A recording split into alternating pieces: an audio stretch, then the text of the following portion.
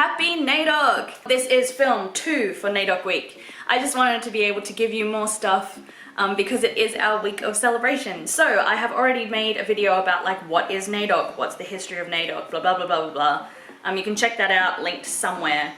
This one is all about stuff you can do during Naidoc.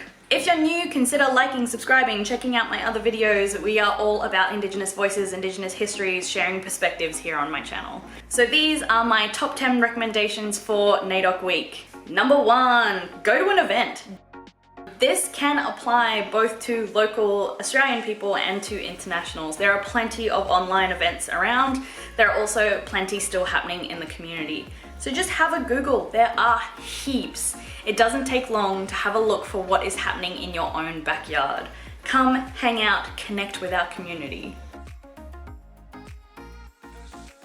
Learn whose country you're on. Here in Australia, there is a really great way to be able to do this. We of course have our languages map inserted here for you to look at. Another great way for Australian people to find out whose country you are on is contact your local land councils and ask them. Or your local community centres, your local Indigenous organisations. I think that it is so important to understand whose country you walk on, whose country you live on, whose country you work on. My dream is for everyone in Australia to be able to say the words, my name is blank and I live on blank country. So my name is Lara, I am a proud Gajala Kabulbul woman, but I was born and raised on Gubbi Gubbi country.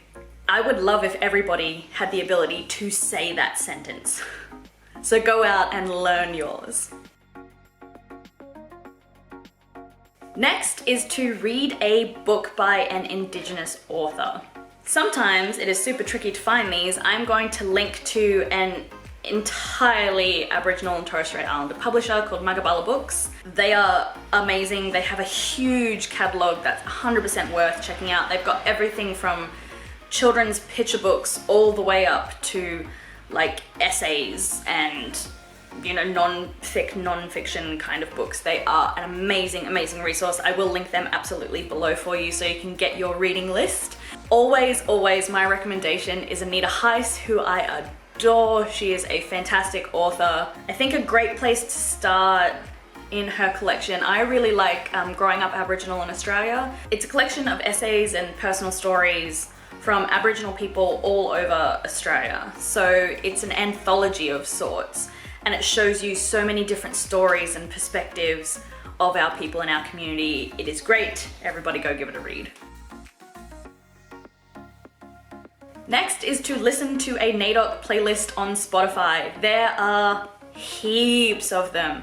I will link one of my favorites down below for you so you can just click away. But there are many. Even if you just search for Naidoc playlist, you will find heaps.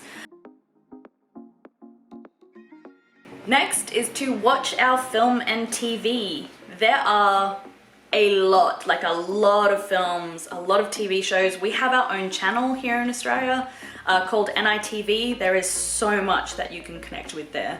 I'm in fact going to be doing a video again this week about my top 10 films for you to watch. However, if you're like, well, that's not great for me right now, Lara, that video is not out, then I would recommend starting with two of my favorites, the classics, The Sapphires and Rabbit Proof Fence. Both very different. One's a little bit more comedic, one's very much dramatic, but just great.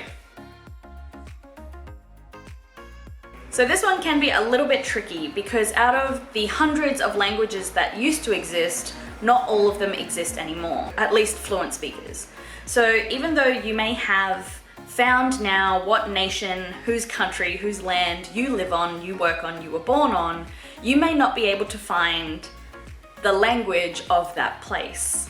However, you can find a different one. Find another place of significance and see if you can learn even just something small, how to say hello. If you're living in the major cities, chances are that resource will be there for you. Then you can expand that sentence you learned earlier by being able to say, hi, I am blank. So, Nudakara, I am Lara. I am a proud Gajala Kabulbul woman. I was born and raised on Gubbi Gubbi country. I live and work in Juggera, Yuggera and Turrbal country. The more we can find people who will speak the language, the less languages will die. So definitely please learn yourself just how to say hello. Next is to display the flag. It is super easy to find one of our flags. Oh, for reference, they look like this. It is really lovely to be able to drive around and just see flags up everywhere. Put one up at your work, put one up in your house, wear them as earrings, put on your favorite t-shirt, but proudly wear the flag. The more we see it, the more we feel welcomed and at home and supported. I cannot tell you the difference walking into a workplace and immediately seeing an Aboriginal flag, the difference that makes to me. So 100% display your flag. I would recommend that you do this all year round, but at least display it during Naidoc. Next is to learn about the theme. So I can't actually remember if I covered this in my last video. Every year we have a new theme. I really don't think I mentioned that. But this year's theme is always was, always will be. So I recommend that what you do every Naidoc week is you research the theme. Why is it important? I don't want to give you too many hints here, so I would recommend that you just try and look up the significance and learn a little bit about why this phrase is important to us.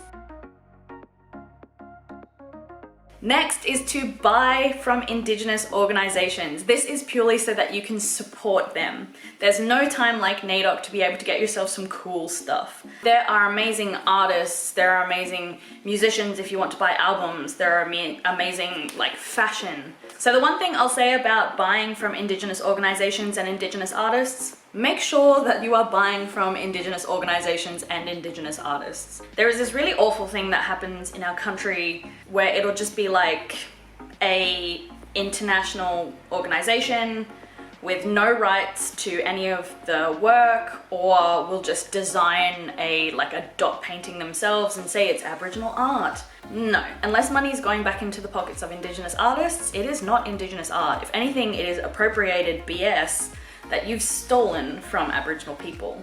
So don't go into your kind of souvenir-y type shops, because that is not where you are going to find it. Number 10 is to do your own research. There is so much history, there is so many important people, there is so much art and artists, there are so many activists, there are so many political movements, an insane amount that you can find. During Naidoc, do your own research. I again am going to link below a couple places where you can do this, but I do recommend that you do it yourself.